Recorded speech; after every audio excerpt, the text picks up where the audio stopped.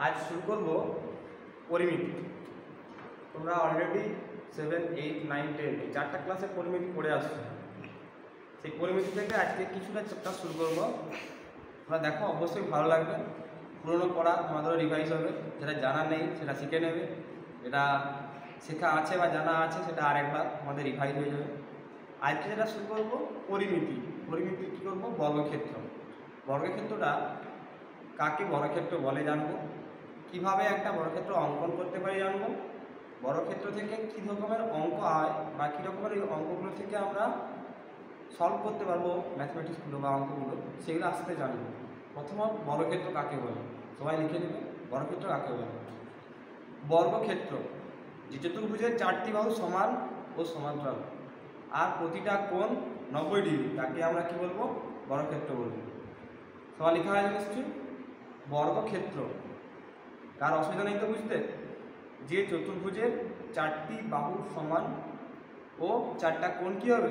90 degree, তাকে আমরা বলবো বর্গক্ষেত্র।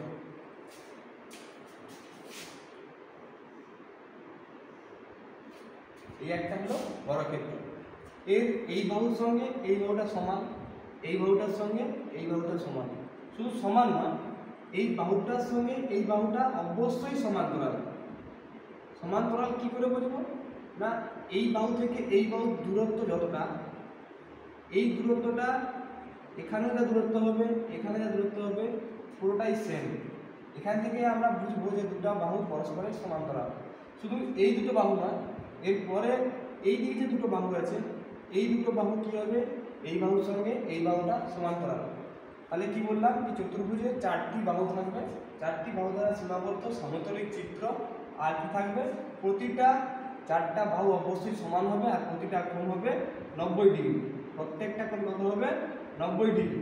তখন তাকে আমরা কি বলবো? বর্গক্ষেত্র বলবো। এই বর্গক্ষেত্র কয়েকটা সূত্র আছে, সেগুলো আমরা জানতে হবে। প্রথমত আসবে বর্গক্ষেত্রের পরিসীমা। বর্গক্ষেত্রের পরিসীমা সূত্র হচ্ছে 4 × একটি বাহুর দৈর্ঘ্য।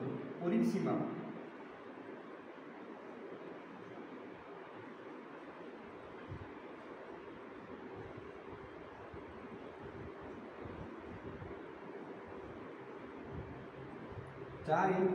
একটি বাহুর দৈর্ঘ্য।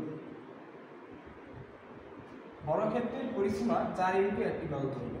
তোমরা অবশ্যই আগে জেনে আসো, এই সূত্র দিয়ে অনেকগুলোই অঙ্ক করা যায়। এই সূত্র দিয়ে অনেকগুলো অঙ্ক হয়।